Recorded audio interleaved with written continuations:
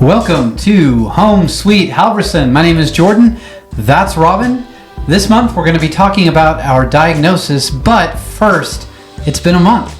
So what has happened? What has life been like in the last month?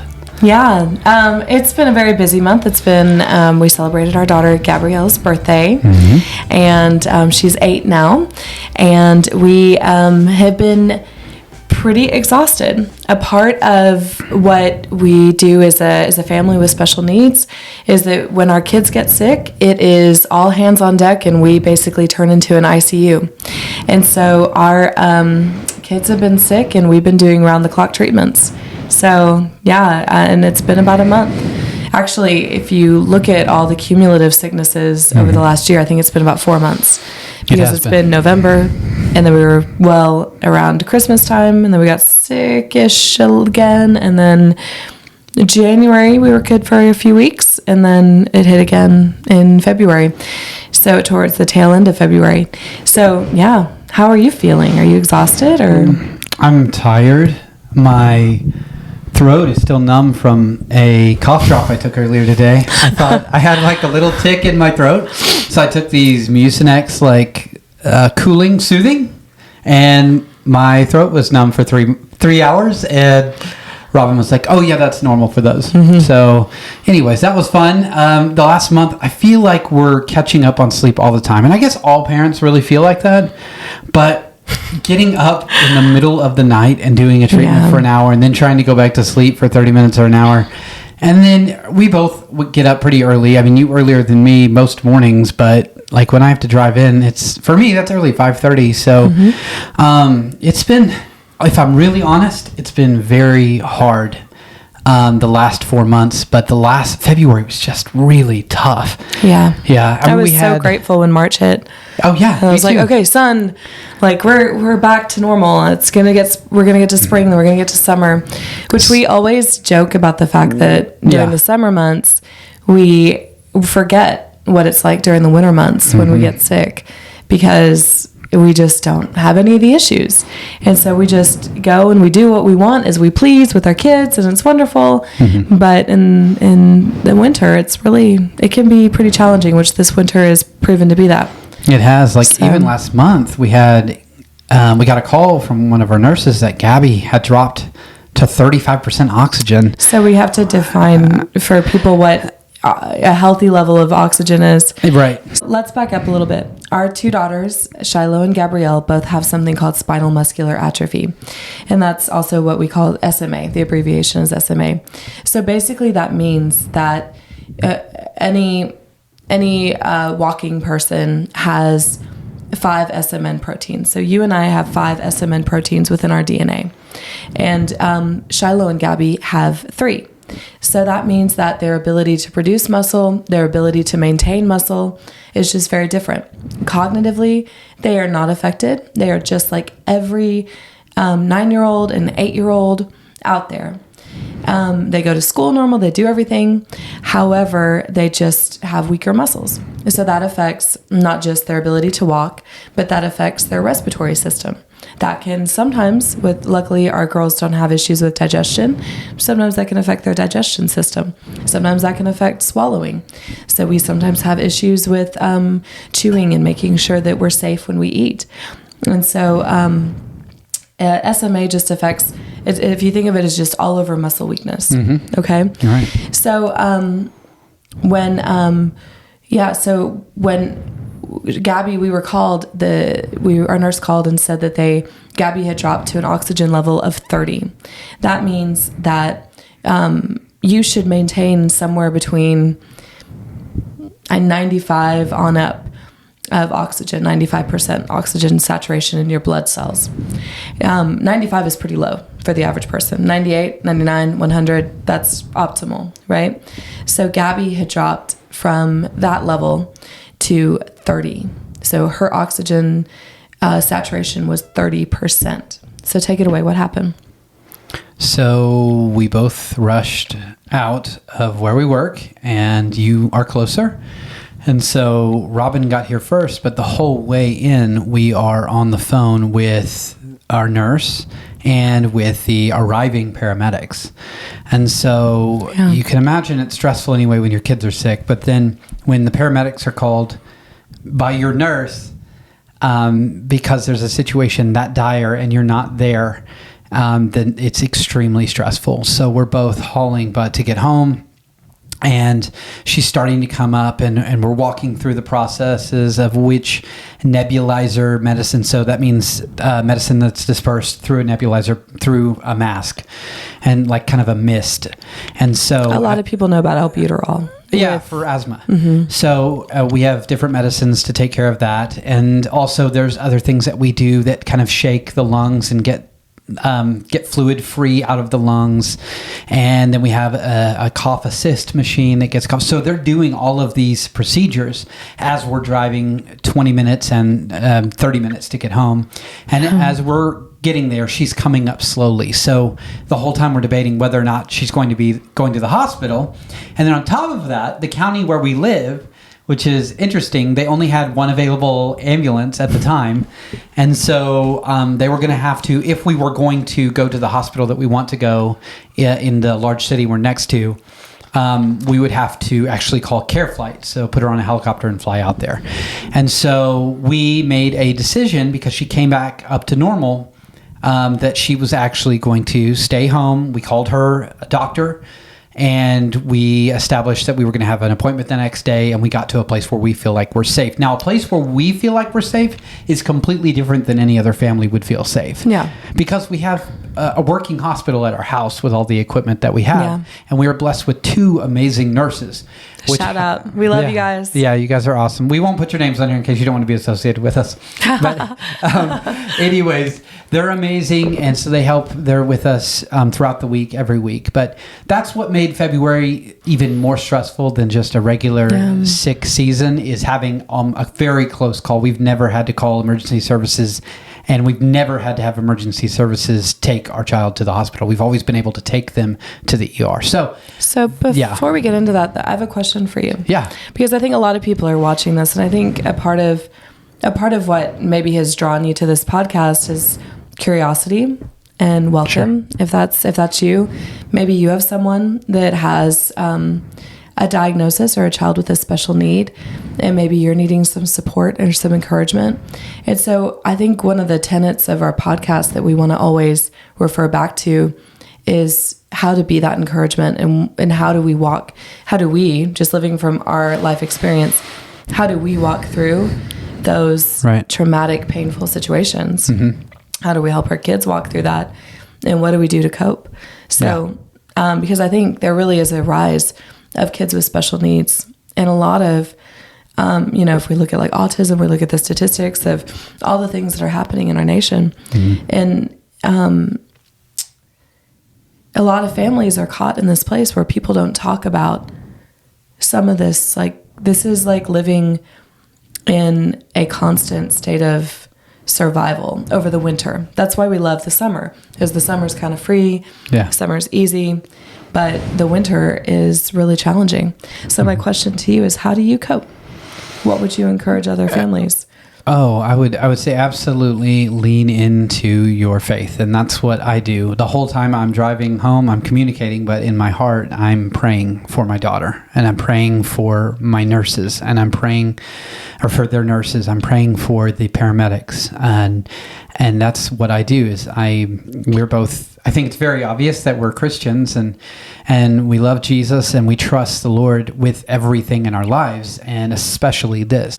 What I would tell people is, if you don't know Jesus, He is there for you. He loves us. He's carried me through so much, and no one can ever take that away from me. Yeah. So that's where I go. I am fortunate enough to be married to my best friend. Also, this is not just a partnership or a roommate. So, and we've talked about that a little bit, is you are my person, you're my best friend. And that makes this much more tolerable to do this when times are hard. So I would say those are my 2 rocks, is my faith and my wife, and of course my kids. They're absolutely my world too. And so we do this all for them, and we love them with everything that we are. So it's a pleasure to be there for them, and to pray over them, and to be with them and encourage them. Hey, we don't know why you have SMA. There's a lot of things in this world and in this life that we don't understand and that we can't see. Well, we are looking from a 10-foot perspective, not a 30,000-foot perspective. And so there will be things in this life that we won't understand till after it's over, that these things affect people for generations to come. And so what you have to do is not navel gaze either and say, oh, poor me. And we don't teach our kids to, oh, poor me. No, we have a very limited amount of time, and we live in the most blessed place in the entire world, and we have so many opportunities, so we're going to take advantage of that. So I know I just got on a giant soapbox, so I'll climb off of it. No, so good. But that's how I cope. How about you? How do I cope? Well, of course, the Lord, of course, Jesus. Mm-hmm.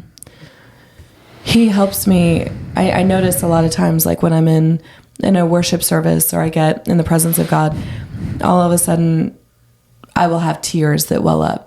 And I think it's like he helps me to deal with the compacted trauma, and he helps me to process that when I'm with him, when I pray, when I'm alone with him, you know? Yeah. Which I don't get a lot of time alone right now in this phase of life. For an introvert, I'm an introvert. That's a very tough thing to navigate right now. If I'm at work needs me. If I'm at home, the kids need me. And then I want to be with you. And so I take time to be with you at the end of the day. Yeah. But then I get no time for myself. So navigating that is a challenge. But obviously worship and just being before the Lord is really impactful to me. In healing, I guess, and processing. Mm-hmm. But then also, like you said, I am married to my best friend. Yeah. And so... what's his name? I'm going to kill him. Jordan. Okay, good. Jordan P. It's me. So, like, I laugh about the fact that I told you the other day that I think we're surviving this season of our life with margaritas on the porch. Like, I think that really is what's happening. And so, it's just helping me so much. To just be there and to have that time, and we prioritize that time. Yeah. And I know that we're going to look back on our lives later and say, you know what, I'm so glad that we did that, because we saved so many parts of our connection and in our relationship through that commitment to time together. Oh my gosh, yes. Yeah. And a shout out to our babysitter who comes faithfully. Anyways, we're so grateful for all the people in our life that help us. Like, don't get us wrong. We have a very good life. It's we have a lot of joy and a lot of peace. Mm-hmm. And our kids do too. And they love their life. And we do everything we can to make it special. And so we're just talking about the hard times. And the pain of the diagnosis comes in waves. And those are the things you have to process with the Lord, and we have to process together. And process with the girls, especially as they get older, and say, okay, why is it like this? What can we do? What can we do in our lives to make the most out of what we have and the time we have? And that's just so precious to keep front of mind, diagnosis or not. Yeah. But it just brings it and makes it so much more real. So you want to talk about the diagnosis really quick? Yeah. I'll talk about that. So in 2015, our oldest Shiloh was about 15 months old, and we took her up. You know, when they're little and you have to take them into the doctor every 3 weeks. Because they're like, you have to go in and see the doctor. Oh my gosh! And you're like, God, we know the receptionist now. We know enough not to like her. And does anybody like their job when they're a doctor's office receptionist? No. Comment if you're a doctor's office receptionist. Tell us why. Why are they so negative? Probably because they're dealing with people all day. I deal with little people. That's true. As a teacher, and I'm not angry. Maybe it's coming from the inside and the out. Maybe the entitled doctors on the inside. I don't know. Oh, it could be. We love our doctors. Yeah, we do. We have the best doctors. It might be just a tough job. Anyways, we were there every 3 weeks. It felt like, here, we need to get this shot and this shot and this shot. We're not going to get shots this week. I'm sorry. We're not doing that shot. But you have to have a shot. The state says you have to. So anyways, I'm going on about that too much. But anyways, we went for the 15-month, and they were concerned about her motor skills at that point, like gross motor skills, the large moves. And we're like, yeah, she's kind of standing at the couch, but she's not really walking. She almost seems like she's regressing. And so that doctor sent us to a neurologist. And so we're like, I remember being annoyed by that. I'm like, you're going to send me to another doctor? And so I was like, okay. So we went, and then we sat in the parking lot at this neurologist, and I was like, they were supposed to open at like 1, and we were there at 1:30, and we still weren't going in. Do you remember this? And I was like, let's go. Let's leave. Like, I've missed work for this. Let's go do something fun. And you're like, no, we have to go in. So we went in to that office, that neurology office, and that was the first time we heard the acronym SMA. And he said, I don't know for sure. I'd like her to get some genetic testing. But I think this might be SMA. And then at that point, I remember you going home, diving into it. No. He told me don't research it. Oh, okay. And I'm grateful that he said that. You snuck that in later. You'll have to tell me when you did the research, because you did it way before I did. Because I like kind of buried my head and I said, no, this can't be happening to us. And so I just I went into denial. I was like, this guy didn't know what he's talking about. Well, and also we were at that point 4 months pregnant with Gabby. Yeah, absolutely. So those were the 2 first appointments. Why don't you talk about after the genetic testing, everything was done December of 15. So we moved from our first starter home, which was a 1-story home, to our 2-story starter home that we loved, and it was there was backed up to a pond, and there were ducks, and our bedroom looked over this beautiful pond, and it was wonderful. And we just thought, this is amazing. This is our dream. This is what we want. In a perfect little neighborhood that Jordan always thought, oh, what a cool neighborhood to live in, and we loved it. So we put everything on hold. I think it was August when we had that first initial neurology appointment. Yeah. And we moved in September. So we said, we're going to put everything on hold. So September, October, we waited until about November, and we did the genetic testing on Shiloh. And the doctor called us back, and he said, I need to refer you to a doctor at one of the children's hospitals. She is a specialist in SMA, and we need you to go and to see her. And so we had no idea walking into that appointment what we were doing. Right. I was at that point about 7 months pregnant, and it was near December. Like, I think it was either the end of November or early December. It was early December. Was it early December? Correct. Yeah. And so we went in, and we thought we'd be in and out in an hour, 2 hours max. We were there for 8 hours. Yeah. We went to their neurology clinic where you see their physical therapist, their OT, their PT, I already said PT. Speech. Their speech, their nutrition. I can't think of everybody, but the not human resources, but social worker, all of the people. And you see all of these people, and they come in, and then finally the neurologist comes in, and she sits down, and she's this very reputable doctor in the SMA community, but she's also very dry. And I remember I was sitting there holding Shiloh. I even had one of those nursing covers, and I was sitting there nursing her while I'm pregnant. And she just dryly says to us, your daughter will never walk. We're going to have to order a wheelchair. Your daughter has SMA. This is what this is. You can talk to a genetic counselor. And we just sat there like stunned. And she told us about all these other things that we would need to do. You would have to do A, B, C, and D, because immediately when you get diagnosed with something like that, you get pushed into the machine, and they start telling you what you need, what their protocol is for you. And instead of looking at us as humans and looking at us as parents, that you just told us the most devastating news that probably I can imagine, especially at that point of our life. And it just was a routine thing, and it was devastating. I don't want to say anything negative about that doctor. She is very, very talented and very, very knowledgeable. However, the way that was presented to us was done very poorly and without a lot of compassion. And so we sat there for the next few hours, and we had to listen about what their protocol was and what they thought that our life would look like. with SMA. And some of those things have come true, but also some of those things the Lord has had his hand on and has done amazing things for Shiloh and for Gabby too. And so then I was pregnant. They wanted to take her in for a surgery. And I said, no, we're not going to do this. I'm 7 months pregnant. I remember sitting on the table at the doctor's office tables that you have. And I had blessed this nurse in the pulmonologist department.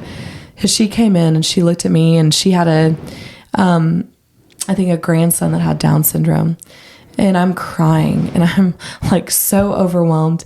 And she said, honey, you don't have to do anything that they're asking you to do.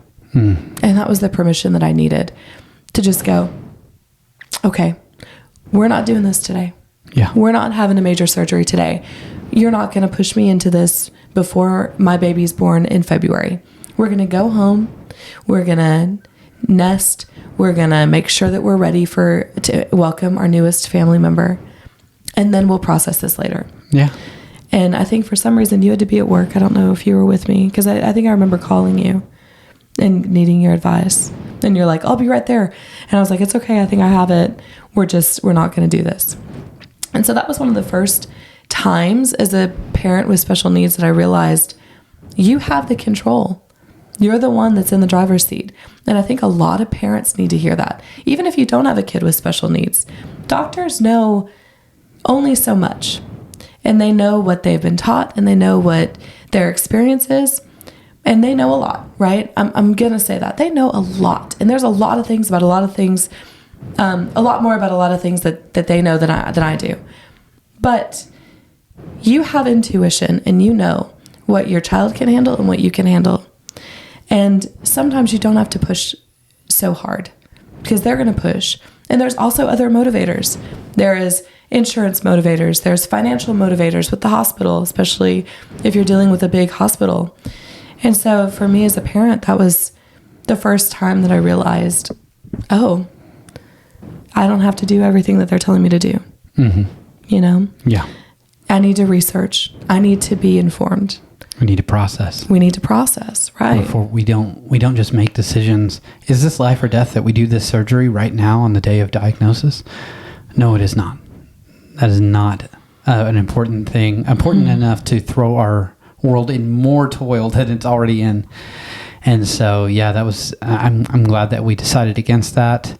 And the thing was to get the surgery so it would allow her to be in a clinical trial also, which would have, like, I understand it, but on the day of the diagnosis, it's very, that was a very tricky situation. And so we were not going to do that. Yeah. So it was very difficult. And I do remember that day. I was out of the room at that time, but I was there that whole day. Were you? Yeah. I don't know what I had to go do. I think I had to go move the car, something, get us our lunch or something, because we were there 8 hours. So I had to go get Jimmy John's or something. That's what we do when we're at the hospital. Yeah, it's our coping. Yeah, I think we literally did get it. In the moment, it was like time slowed down. It was one of those events in life that you will never forget. Yeah. Because it's traumatic and it's so much flying at you. Yeah. And so there's not much I remember, but the parts I do remember are so surreally, if that's a word, they're imprinted into my mind. Yeah. Yeah.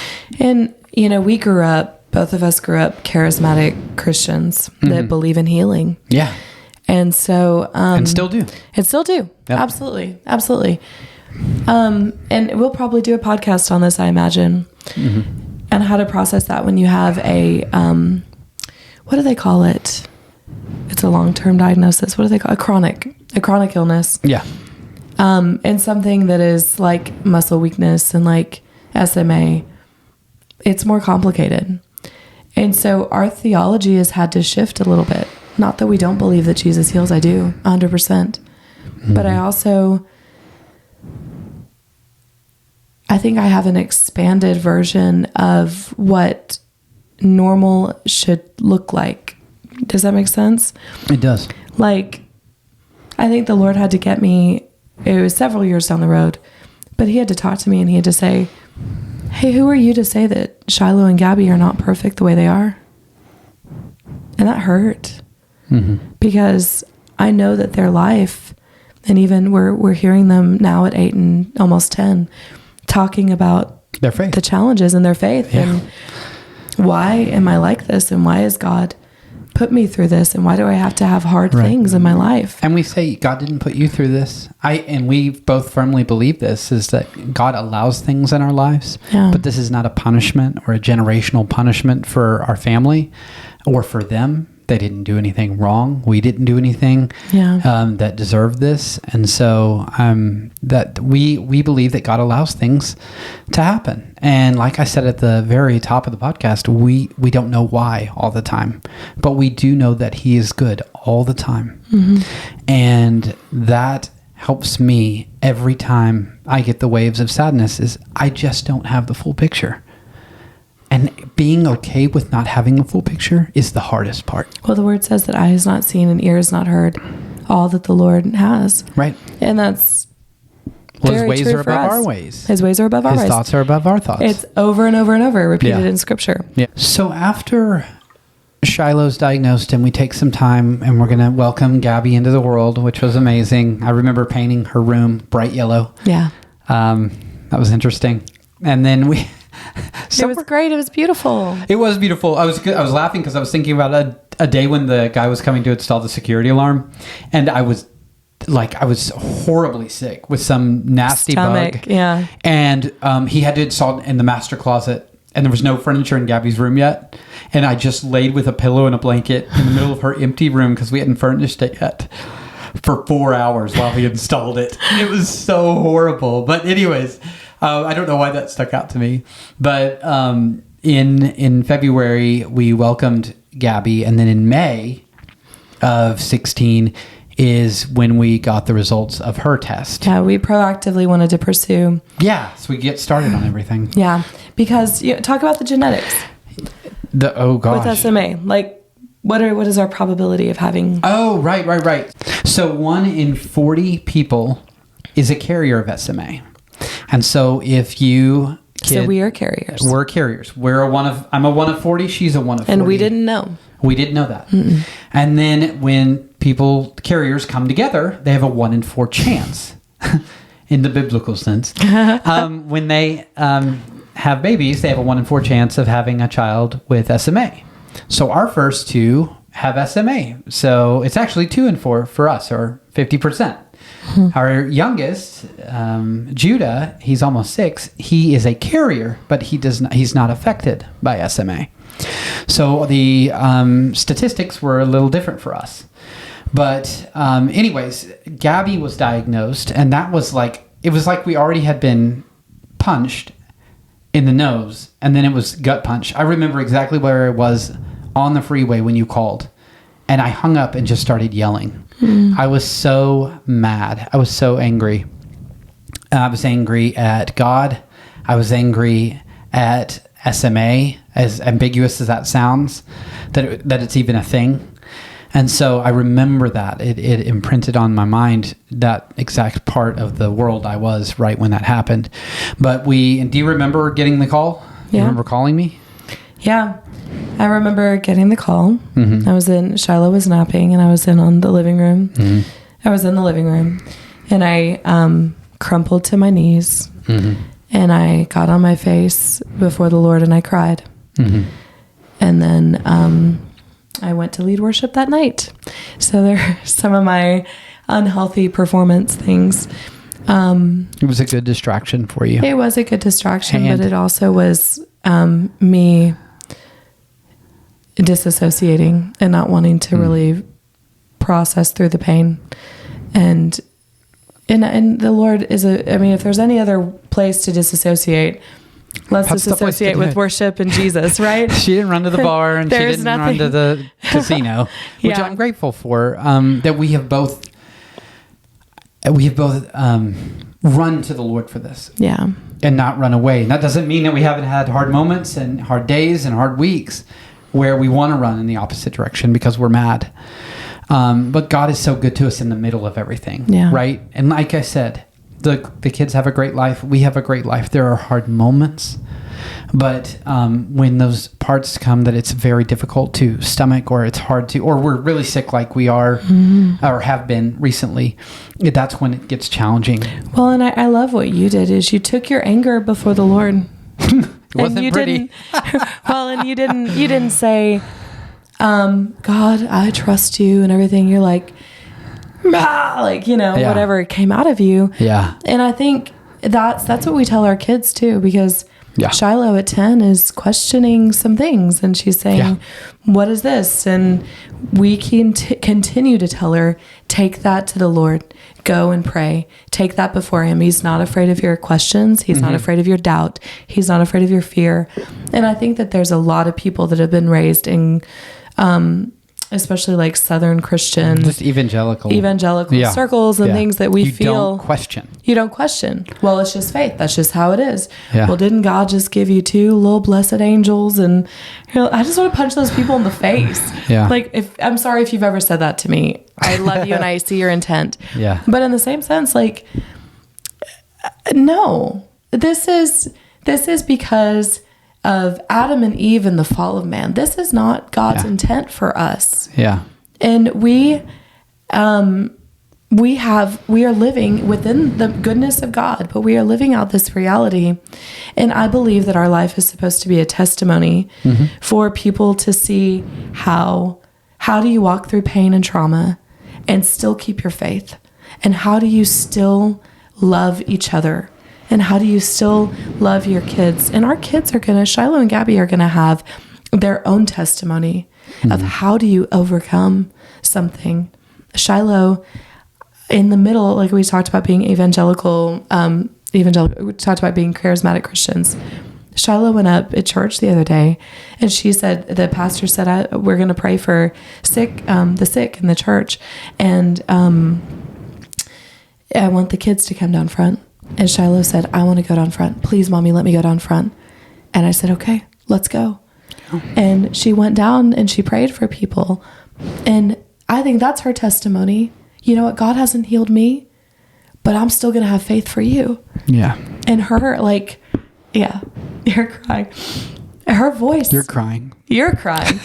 Her voice is going to resonate louder than ours ever will because of her situation. And Gabby's the same way. Yeah. And I know that the Lord has a plan. And so I guess there's so much emotion behind everything. And so sometimes it's hard to share our thoughts clearly. But if you're listening to this podcast, I want you to walk away with just an impression that, man, everyone has things in their life that's hard. Everyone is going to walk through some valleys. And everyone's valley looks different. Right. It makes me upset sometimes when I see people's valleys and I'm like, okay. I can think of one situation we talked about on the porch last week where I'm like, you have it so easy. Just get over it, But that's their experience, right? Well, it's all relative. It's all relative. Exactly. And no matter the situation, the Lord is good. And there's so much goodness in our life. I think one of our favorite things to do on date night, which we did last night, we sit and we tell each other the things that we love about our life. And we just go down the list. We're grateful for. The things we're grateful for. Yeah. Yeah. And so, yeah. It's a lot of fun. But I thought we'd wrap up this episode with a fun little game. And full disclosure, I gave her a little bit of time to work on this because this is a tougher one. But it was tough. It's basically just 3 qualities that we see in our children that are from our spouse. So the 3 that I'm going to give for the 3 kids are the 3 expressions of Robin in our children. So I thought this might be interesting. I don't know why it occurred to me, but I thought, wow, that's really fun because there are things that I see in our kids that are very obviously you.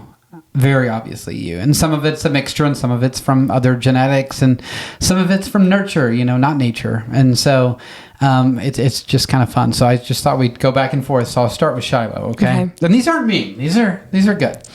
So Shiloh, I see her confidence, her leadership, and her emotional intelligence. Those are 3 things that I see from her.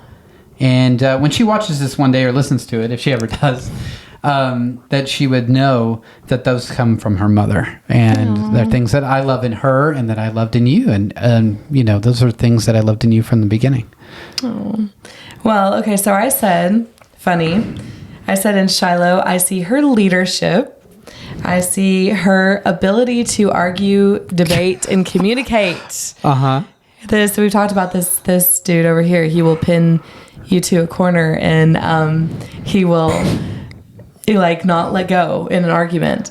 Not physically. Not physically, but in a debate, right? And Shiloh is the same way. She is very good. We call her the master negotiator, the great negotiator is what we called her. Yeah. And so I think she very well could be a lawyer someday and argue her case but that's what she gets from her father.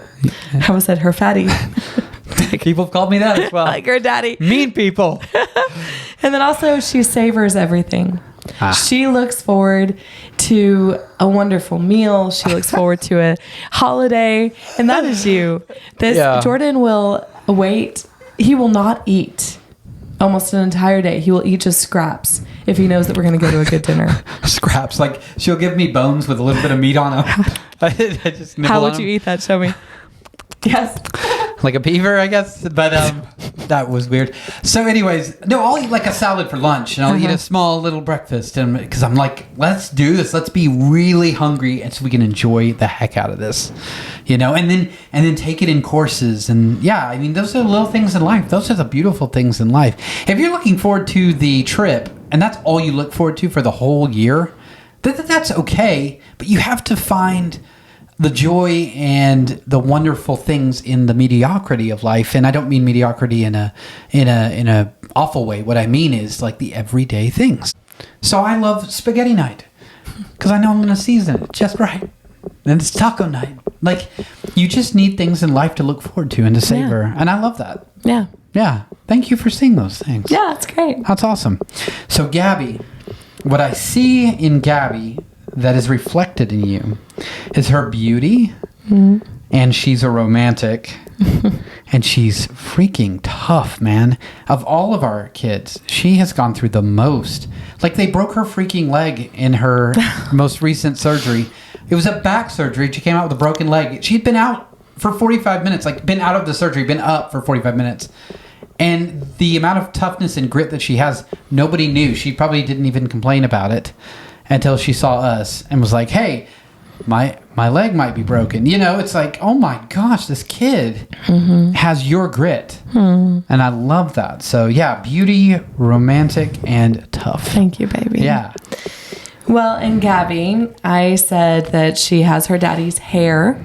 Oh, she that's has true. wavy, when she came out of the womb with wavy, beautiful, like full head of hair. And it is Like dark. Samson. Like Samson, yes. Down to her shoulders. Yes. It was awesome. She has your sense of humor. Yeah. She makes us laugh. She just says the most random things. It's hilarious, and man. she and Jordan can just go off of each other, dun to dun to dun to dun. Yeah. And I think as she gets older, that's just going to get better and better. I look forward to it. Yeah. Making everybody cringe. Yes. Yeah, Yes. it's And then gonna be she makes up little songs everywhere that she goes. And that is her daddy. Because we have a dog named Maggie. And they both together created the Maggie Magpie, I Love You Ooh song. Maggie Magpie, do you love me too? It's got like a whole beat and everything. I won't do the rest. Yeah. Anyway, there's like multiple verses to this song, and it's Maggie Magpie, you make me smile. Maggie Magpie, run a mile. We're still working on it. It's still piecemealing. Workshopping. Yeah, we're workshopping that. Yeah. So anyway, that's Gabby. She's singing all the time. That's something you could have said about me too. Oh my gosh, yeah. The singing. Absolutely. But she sings all the time. She's just happy little heart. Yeah, happy little heart. Yeah. Even in the middle of everything that she's gone through. Yeah, she's awesome. She'd be Abraham. Yeah, she I'll is. tell you what that means later, Gabby. Gabby. Judah, dude. Judah, man. He is brilliant. Like, his little mind. And you're very smart. I mean, you were salutatorian. You could have gone anywhere you wanted to go to school. And, I mean, you went to a fantastic college. But, like, you are a really brilliant person. And his ease.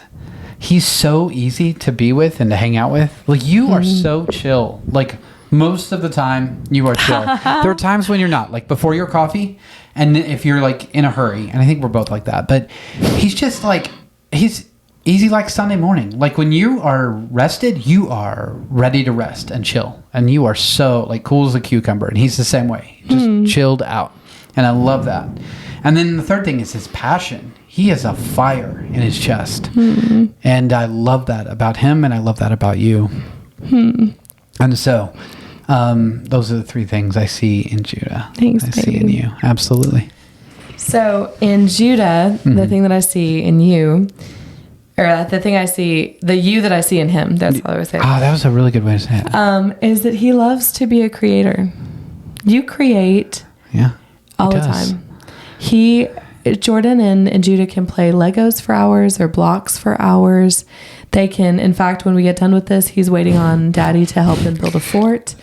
He wants to create and he wants to build and he's always making an imaginary land and an imaginary place that the animals can be, or creating a dog salon for our dogs or whatever. And he's just always doing that. And it's just really wonderful. But I think that he gets that from you. Because, I mean, you look at what you do with podcasting and the things that you do on your own with what little free time you have, you create. And I think that's something that he got from you. And then he's also extremely detailed. I notice when we leave, I get to experience him in the morning. And something about Jordan says he's rushed in the morning. He is rushed, but sometimes when he rushed, he like intentionally slows down, which irritates me so much, because I see like he's like, let me make sure. Or if he feels anybody is stressed around him, he will intentionally slow himself down. Because like I know I'll forget something. Or he'll slow his mannerisms down or things like that. Judah does the same thing. He will slow down. I didn't know this. Yeah. And so in the morning when he's getting ready for school, he's like, okay, well, Mommy. And I'm like, Judah, we gotta go. Mommy, can you brush my hair? Yeah. And you do that for me too. Okay. So. Yeah. Can we brush your teeth? And so he's just super detailed, but he's detailed also in the way that he organizes and the way that he does little things. He's so intentional with stuff. Yeah. He's just got that brain. And then his devotion and his faithfulness. He loves so wholeheartedly. And that is you. You're so faithful to your friends, to your family, to, I mean, obviously me, and to, you know, everyone around you. And so I think that's like one of the things that I fell in love with you about. So I love that. Yeah. Well, this has been a little bit of a longer one. Not that much more than normal. No, but I don't think. No, thanks for hanging with us. If you have any questions about it and we know you, then just ask us. And if you don't know us, put them in the comments below and we'd be happy to answer any questions. And we're going to continue to have podcasts regarding SMA and regarding kids with special needs and parenting kids with special needs. These first few podcasts, we're just trying to give you a brief overview of our life and let you see the way that we function. And then we're going to get into more of the detailed workings of our family and our life and even the way that we approach the Lord and some of those things. So, so continue, stay tuned. Share this with people that, have kids with special needs and may need some additional support, because that's one of our primary tenets is to be that. Because we need that in our lives. And reach out to us. Yeah. Because we'd love to say hi to you. Yes. So don't forget to like, share, and subscribe. And we will see you next time on Home Sweet Halverson. Bye, y'all. Have a good month.